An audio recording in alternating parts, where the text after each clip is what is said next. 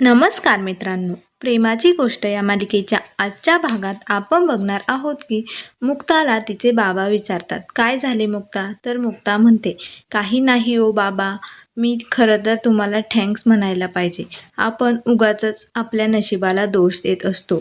तुमच्या दोघांसारखे आई बाबा असलेल्या घरात मी जन्माला आले. इतक्या मोकळ्या वातावरणात मोठी झाले.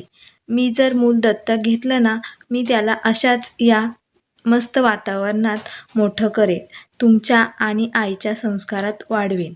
तर मुक्ता तिच्या बाबाला सांगते, मी जरी मूल जन्माला घालू शकत नाही ना, परंतु मी आत्ता या क्षणी आई होऊ शकते, ते पण मूल दत्तक घेऊन. कारण शेवटी एक मूलही एक आईविना पोरकंच असतं ना, आणि एक आई पण एका मुलाविना ही अनाथच असते. तर लगेच मुक्ताचे बाबा म्हणतात, मुक्ता, तुझा ॲडॉप्शनचा ऑप्शन एकदम बरोबर आहे. एखाद्याला मूल जरी असलं ना, तरी त्याने एखादं मूल दत्तक घेतलं ना, ते समाजासाठी खूपच चांगलं असतं. निसर्गाने ज्या बायकांना आई होण्यापासून थांबवलंय ना, त्यांना ॲडॉप्शनचा ऑप्शन खूपच छान आहे. त्यांनाही असे वाटतं की असेल ना, की कुणीतरी आपल्याला आई म्हणावं, त्यांच्या कुशीत झोपावं, असे वाटतच असेल ना बाबा? तर मुक्ता बाबाला म्हणते. तर तिचे बाबा बोलतात, मुक्ता, मला जर वाटत असते ना, तर सर्वांनी असेच केले पाहिजे. तर ज्यांना ज्यांना शक्य होईल त्यांनी सगळ्यांनीच मुलं दत्तक घ्यायला पाहिजे. तर मुक्ता म्हणते, म्हणजे माझं बोलण्याचा अर्थ एवढाच की शेवटी मूल ते मूल असतं, मग त्याला फक्त जीव लावण्याचा प्रश्न असतो. तर त्या दोघांचं हे बोलणं बाहेरून माधवी सर्व ऐकत असते. तर लगेच मुक्ता म्हणते, परंतु एक मन असं बोलतं की लोक काय म्हणतील, समाजाला किती उत्तरं द्यावे लागतील. तर लगेच मुक्ताचे बाबा म्हणतात, नाही, आम्ही तुझ्या पाठीमागे खंबीरपणे उभे आहोत, त्यामुळे तू कसलंच टेन्शन घेऊ नको. तर लगेच मुक्ता म्हणते, थँक्यू. तर तेवढ्यात माधवी तिथे येते आणि म्हणते, काय गप्पा चालू आहे बाप लेकीच्या? तर माझ्याशी भांडण करून मस्त गप्पा मारताय काय? चला पटकन जेवायला. तर लगेच मुक्ताचे बाबा म्हणतात, हो, त्या डाळिंबाला मोड येण्याआधी चला पटकन. तर इकडे इंद्राला सई म्हणत असते, ती पप्पी खूपच सुंदर आहे असे ती इंग्लिशमध्ये बोलते, परंतु इंद्राला इंग्लिश कळत नाही. मग इंद्रा म्हणते, कोणी पप्पी घेतली तुझी? तर लगेच तिचे आजोबा म्हणतात, तू थांब, मी विचारतो तिला, तिला काय म्हणायचंय ते. तर तो सईला विचारतो, काय बाळा? तर लगेच सई म्हणते, तो कुत्रा, पप्पी नाव आहे त्याचं. तर लगेच तिचे बाबा बोलतात, अगं तो छोटा आहे की मोठा? तर सई म्हणते, लहान आहे तो, खूपच सुंदर आहे. तो पाण्यात बुडाला तर नसेल ना? तर तिचे बाबा बोलतात, नाही, तो तरंगला असेल. तर लगेच सई म्हणते, म्हणजे पप्पी असेल ना अजून?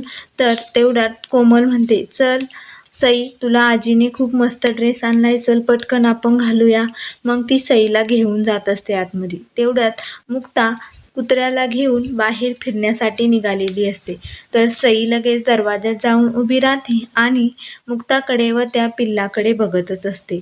सईला ते पिल्लू खूपच आवडत असतं. मग सई त्याला टाटा करत असते. तर इकडे मुक्ता ही सईला बाय बाय करते. तर इकडे रूममध्ये मुक्ताचे बाबा माधवीला म्हणतात, मी तुझ्या वतीनेही मुक्ताला होकार देऊन टाकलाय. तर माधवी म्हणते, ठीक आहे, माझं तुमचं काही वेगळं नाहीये, परंतु हे ॲडॉप्शनचा उपाय म्हणजे एखाद्या औषधासारखा असतो. एखाद्याला सहन होतो, एखाद्याला नाही. आणि आधीच ती जशी आहे तशात तिला स्वीकारणारा कोणी मिळत नाही. आणि त्यात आत्ताच मूल दत्तक घेणं म्हणजे तिला कोणी मिळेल की नाही सांगता पण येत नाही. आपण आहोत तोपर्यंत ठीक आहे हो, पण आपण गेल्यानंतर तिला खूप एकटेपणा जाणवेल, त्यामुळे खूप टेन्शन येतं, नाहीतर दुसरं काहीच नाही. तर लगेच तिचे बाबा बोलतात, परंतु तिला जे करायचंय ना ते प्लीज करू दे, आपण तिच्याबरोबर खंबीरपणे उभे राहू. तर माधवी म्हणते, ठीक आहे, परंतु आता चला जेवायला. तर इकडे गुलाबो ही इंद्राला म्हणत असते, सर्व आवरून झाले आहे. तर इंद्राला ती म्हणते, मी कशी दिसते मॅडम? तर लगेच इंद्रा म्हणते, एकदम खवल्या माशासारखी दिसते, आणि जसे थोबाड पुसून धुत असते ना, तसेच भांडी स्वच्छ पुसून धु. तर तेवढ्यात कोमल सईला घेऊन येते नवीन ड्रेस घातलेला. तर लगेच इंद्रा म्हणते, ए ग बाई माझी सुंदरी, ही माझी खरी सुंदरी राणी. राणीवाणीच खूप सुंदर दिसते. तर लगेच कोमल म्हणते, अगं मम्मी, राणी नाही राजकुमारीवाणी दिसते. तर इंद्रा म्हणते, तिला कळलं ना, मग बाद झाले. तर लगेच इंद्रा सईला बोलते, आज कोण येणारे बाई तुला माहितीये का, आज तुझा पप्पा येणारे. तर लगेच तिचे आजोबा बोलतात, सईचा पप्पा येणारे, परंतु तुझा दुसरा पोरगा लकी कुठे काय माहिती, अजून कसा पोचला नाही तो, कुठे राहिलाय, दरवेळेस असाच करत असतो. तर तेवढ्यात लकीचा विषय चालू असतानाच तिकडून लकी त्याच्या मित्रांबरोबर येतच असतो. तो बाईकवर असतो. तर इकडे सर्वजण लकीची वाट बघतात व पूजेला जातात. मग पूजेची सर्व तयारी झालेली असते. तर इंद्रा सईला घेऊन देवी आईपाशी येते आणि सईला पाया पाडते व गुरुजींना म्हणते, गुरुजी, ही माझी नात आहे बरं का, सागरची मुलगी. देवी आईला म्हणा की हिला चांगला आशीर्वाद दे. मग गुरुजी म्हणतात, देवी आई, या मुलीला प्रत्येक संकटापासून वाचव आणि तिला तिच्या डोक्यावर कायम आशीर्वाद असू दे. तर मग सर्वजण पाया पडतात. तर इकडे बाहेर लकी त्याच्या मित्रांबरोबर आलेला असतो. तर सोसायटीत खूप सजावट केलेली असते. तर त्याचे मित्र विचारतात, तुझ्या सोसायटीत बार उघडला की काय. तर लकी लगेच हात जोडतो आणि देवाला नमस्कार करतो. तर त्याचे मित्र बोलतात, तू कधीपासून एवढा धार्मिक झालाय. तर लकी म्हणतो, घरच्यांसाठी माणसाला बदलावं लागतं रे. तर त्याला सर्व मित्र हसतात. तर तेवढ्यात एक मुलगी येते. तर लकी म्हणतो, मी काही हेल्प करू का तुमची. तर लगेच म्हणतो, लेडीज फर्स्ट, आणि आतमध्ये येतो. तर इंद्रा लकीला मिठी मारते आणि म्हणते, कसा आहे तू, कुठे होता इतका वेळ. तर लकी म्हणतो, हसी हसी नोके दिल में थामा में. तर इंद्रा म्हणते, फिल्मीगिरी बंद कर. तर कोमल म्हणते, आता आलाय स्टाईल मारायला, आधी सगळं काम करायला यायचं ना. तर इंद्रा म्हणते, हो, सगळं काम या पोरीने एकटीनं आवरलंय बरं का. तर लकी म्हणतो, कशी आहे सई. तर मग सर्वजण आरतीला सुरुवात करतात. तर सर्वजण आरती झाल्यानंतर सागरची वाटच बघत असतात. तर लकी म्हणतो, दादा अजून कसा आला नाही. तर कोमल म्हणते, तो तुझ्यावानी नाही आहे, त्याने मला फोन केला होता, तो येणारच आहे एवढ्यात, थोडाफार उशीर होईल त्याला इकडे तिकडे, परंतु येईलच एवढा. तर इंद्रा देवापुढे नमस्कार करते व म्हणते, माझा सागर खूप दिवसांनी येणार आहे आणि जेव्हापासून या सईची आई गेली ना, तेव्हापासून त्याने घर सोडलं आणि आज त्या दोघांना खूप आशीर्वाद दे आणि त्यांचं हरवलेलं प्रेम त्यांना मिळू दे. तर इकडे मुक्ता ही बाहेर असताना तिला एक पेशंट भेटतात. तर तेवढ्याच सई तिथे येते व तिच्या डोक्याला देवी आईचं कुंकू लावते व म्हणते, देवी आई, या दोन्ही बाळांना संकटापासून वाचव, त्यांच्यावर आशीर्वाद ठेव.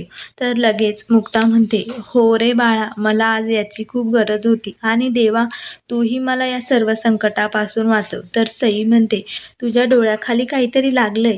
तर मुक्ता लगेच खाली वागते. तर सई पुसते आणि म्हणते, तू रडत होतीस का. माझी आई पण रडत असली ना, असंच तिच्या डोळ्याखाली काळं होतं. तर लगेच मुक्ता म्हणते, किती गोड मुलगी आहे ही. मग मुक्ता व सई खूप गप्पा मारतात. तर सईला ते कुत्र्याचं पिल्लू खूप आवडत असतं. मग सई त्या पिल्लाजवळ बसून त्याला थोपडत असते आणि खूप सुंदरपणे त्याच्याकडे बघत असते. तर मुक्ता ही सईला मिठी मारते. तर इकडे लगेच सर्वजण हे कोळी डान्स करण्यासाठी तयार झालेले असतात. तर इंद्रा म्हणते, वाजवा रे आता. मग सर्वजण खूप मस्त डान्स करत असतात. तर तेवढ्यात कोमलला तितक्यात फोन येतो. मग कोमल तो तिथे आवाज चालू असतो म्हणून बाहेर जाते. तर तिला आलेला फोन हा सागरचा असतो. तर इकडे माधवी मुक्ताच्या बाबाला म्हणते, किती आवाज करतात हे लोक, 102 वाले, यांचं काय करावं ना, काही कळतच नाही. तर लगेच तिचे बाबा म्हणतात, अरे ते किती लांब आहे. तर मुक्ता म्हणते, परंतु माझी महत्त्वाची सिरियल आहे ना, कसे आहेत ना हे 102 वाले, आधीच खूप मोठ्याने बोलतात, त्यांना कशाला गाणी लावायची गरज आहे. तर मुक्ताचे बाबा बोलतात, पण काही लोक व्हायब्रेशन मोडवर पण गुरगुर करत असतात. तर माधवी म्हणते, म्हणजे तू मला टोमणे मारतो की काय, पण माझी एकदम महत्त्वाची सिरियल होती बरं का. तर इकडे इंद्राला कोमल सांगते, अगं मम्मी, सागर दादा आलाय. तर इंद्रा खूप खुश होते आणि म्हणते त्याला तिथेच थांबायला सांग, मी आरतीचे ताट घेऊन येतात. तर सर्वजण खूप खुश होतात. तर इंद्रा म्हणते तिथेच थांबा, मी लगेच ताट घेऊन येते. तर तेवढ्यात पोलिसांची गाडी तिथे येते. मग कोमल म्हणते अगं मम्मी थांब, काय झालंय बघ इकडे कोण आलंय. तर इंद्रा आतून म्हणत असते अगं थांब तिथेच, मी आरती घेऊन येते.